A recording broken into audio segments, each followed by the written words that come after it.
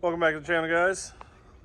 This is a 2001 or 2002 Grand Cherokee.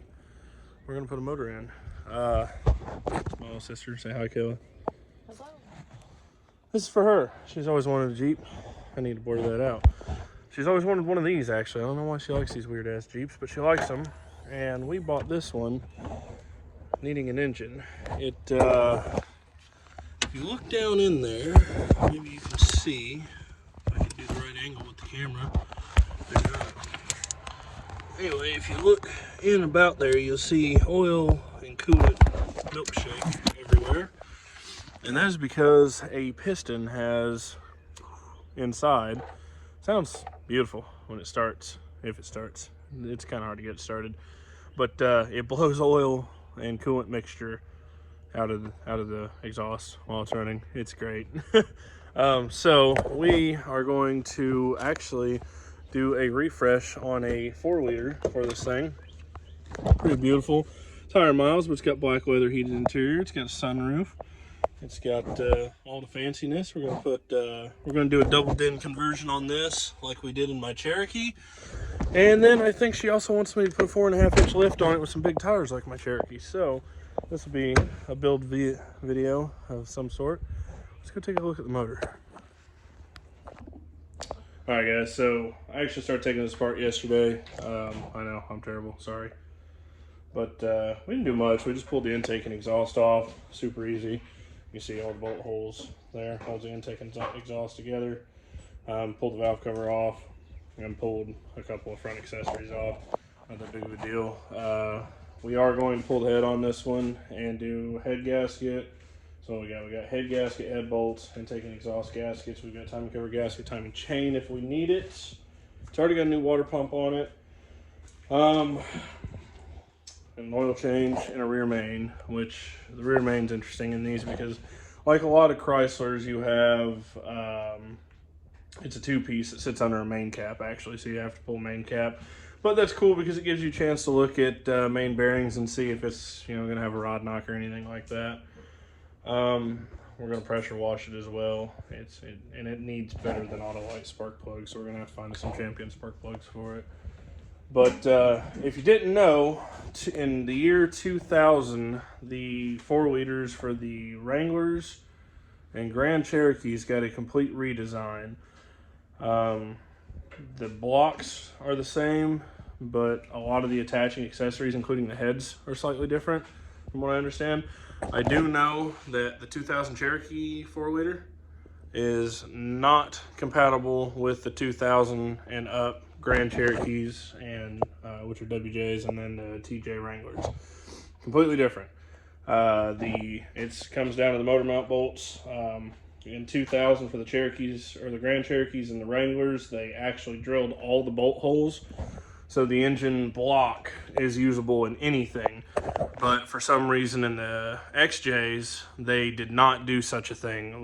They actually only drilled the one set of holes to put it in the XJ, and something about the bosses not being there, or the head's different, and a bunch of different stuff. Because, the AC compressor's down here on the WJs and TJs.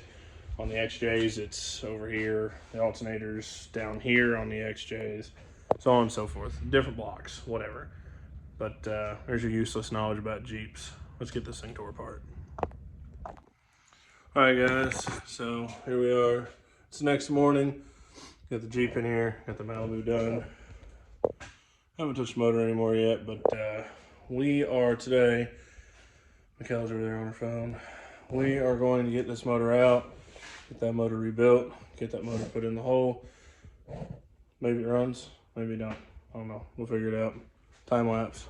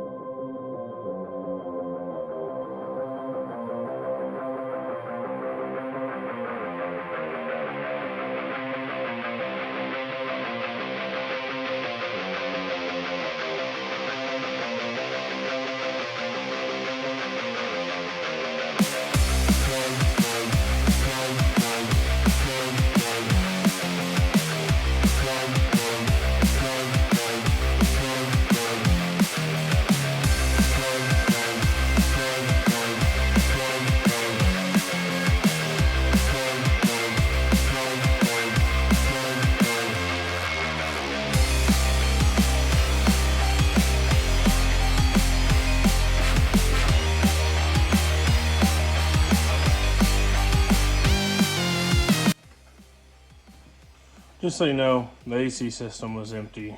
I had checked that already. I don't know why it's empty. We'll probably replace our rings and stuff so she can have cold air. But yeah, I definitely did not just evacuate AC into the, breathing air.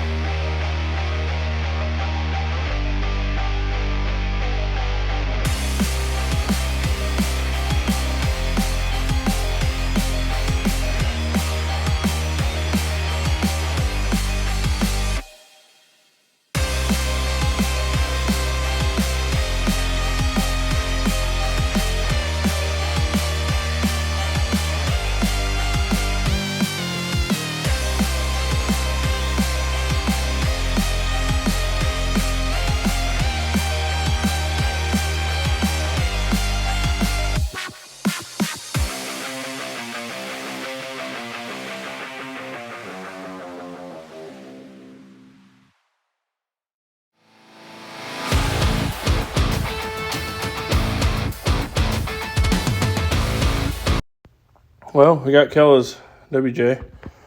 Got the head off. New motor sitting over there. Still got to build it. But one of these things is not like the other. You got 1, 2, 3, 4. Uh-oh. Hey, look, you see the wristband.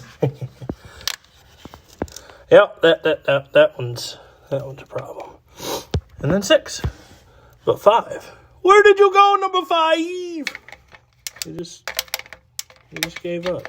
You just said, nope, I don't want to. Yep. Okay, so we just got done pressure washing the motor down, cleaning it up. Yes, the valve cover's off, but that's because the whole entire engine is coming apart and everything's going to get oiled down, so not a huge deal. Jeep will probably actually be running tonight. Use some super clean. I'm telling y'all, that stuff's good. Oops, dropped it. Clean the valve cover up real nice so we can have a nice valve cover. And then we clean the crap out of the engine bay. Got the transmission cleaned up good. Basically everything we're gonna have to touch is no longer greasy. That's what we're going for. And believe it or not, that super cleaned the headlights up pretty good. I don't even know how. I sprayed it on there, it started turning the color, and I was like, well, that's cool. So wait for everything to drip dry, and she's going back in to get installed. All right, guys, so we did timing chain set, timing cover gasket. We're doing oil pan gasket right now. Michaela's gonna hold the phone and record while I run through and try to squeeze all these down just a little bit.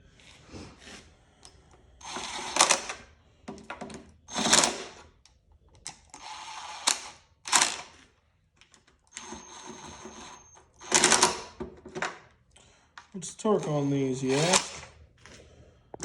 I don't know. Oh, you didn't get my face. He don't know. He probably don't care. I wouldn't say that I don't care. I would just say that I don't know. And I don't think it's amazingly important. I mean, most oil pan bolts, you're going to be looking 18, 24 foot-pounds, something like that. I don't think that I know for a fact this gun cannot exceed 20. At least not as soon as it starts clapping. Or no. Make me a liar. This gun probably can. The battery rack I bought the other day cannot. I know that for a fact. Because we tested it. Me and my old brother did on his Mauser.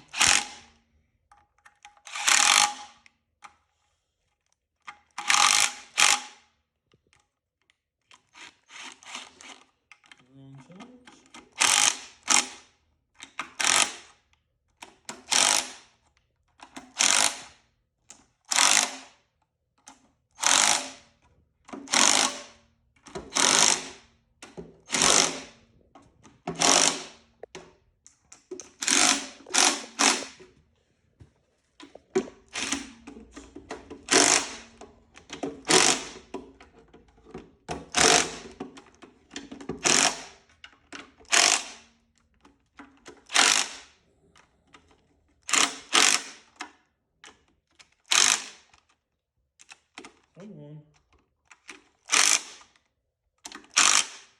Everybody on the internet's gonna hate me now because I'm using this tighten out oil pan bolts.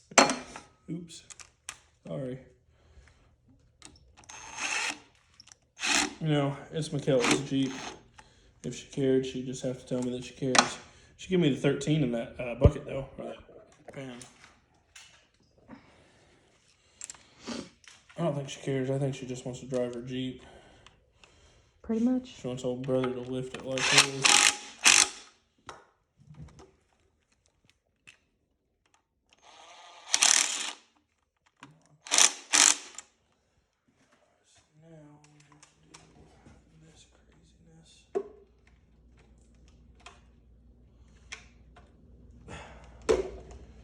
These 4-liters have this weird rubber thingy.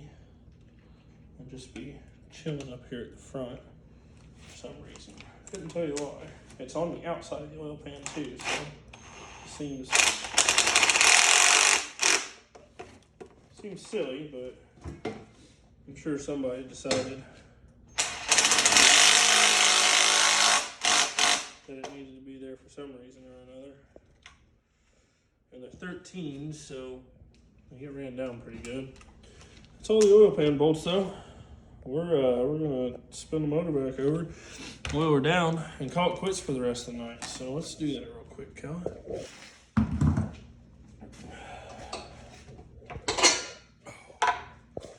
Lord have mercy. Don't pee on me. Your head. Come on.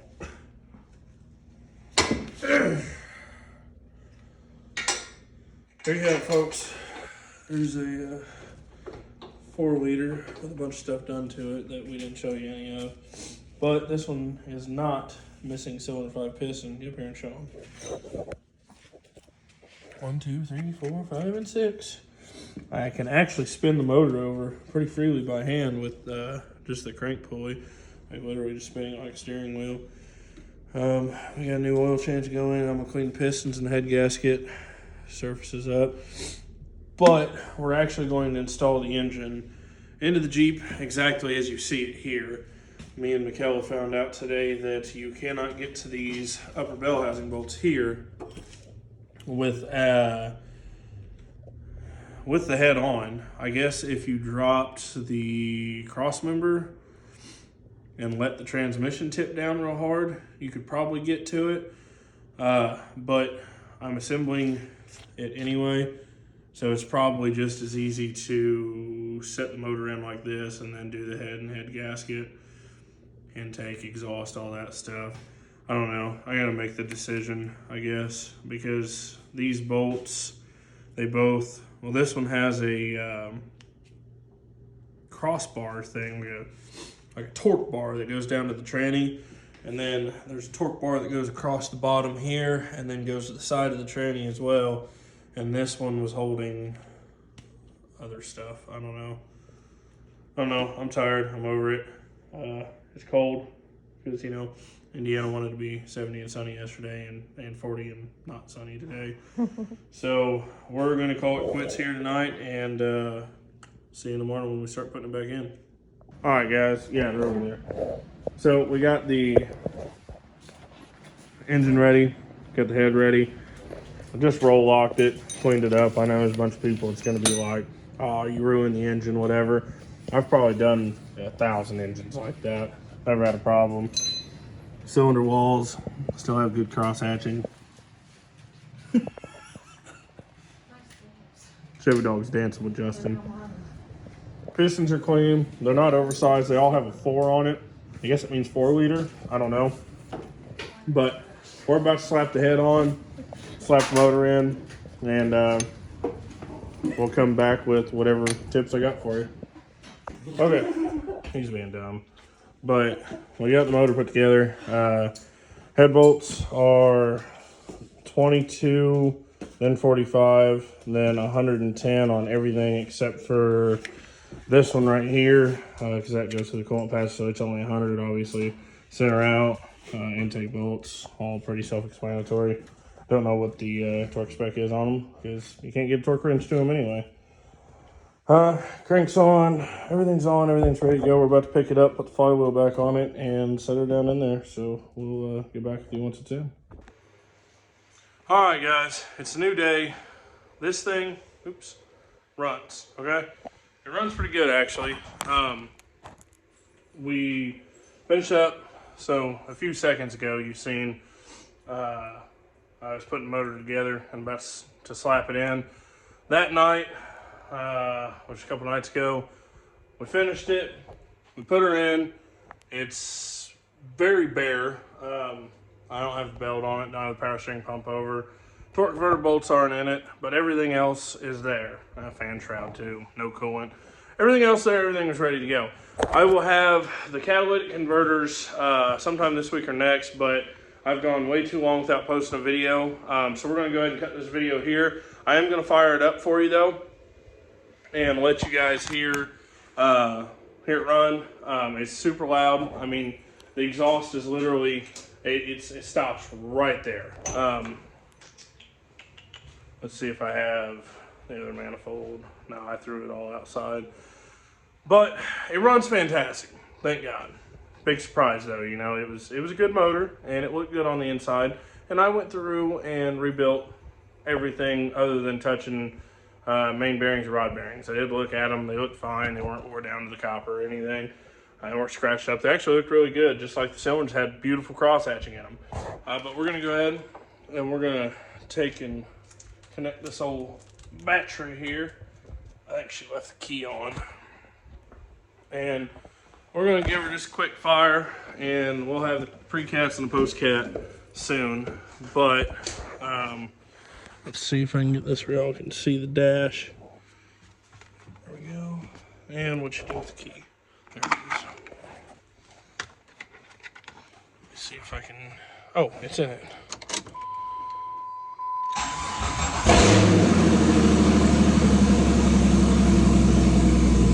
Oil pressure's good. Engine light's O2 sensors, ABS I'm not sure. Idle's good. Voltage would be good if the alternator was hooked up, but she is by far ready to go. So I'm gonna cut this, but it's not the last time you're gonna see this Jeep. She wants me to lift it. She wants me to put like a 4.5 inch lift on it, just like my Cherokee. Get her up, big tires, all that. I don't know, whatever. I think you can get 4.5s for these. Might be a 3. I could be wrong. I don't know. We gotta look into that. That's gonna happen soon. Still gotta stab some mirrors on it, and that's really it. I mean, it's literally waiting on the exhaust. It's ready to go. So I'm gonna cut this video here. Y'all see more in the future. Sorry for taking forever to post another video up. I know it's some of y'all probably been wondering what's going on. Yeah, I know. Happy Halloween, right? That's still from last Halloween. I think it's cool. I don't know. But yeah, I did get the cats for the Malibu as well. Haven't installed them yet.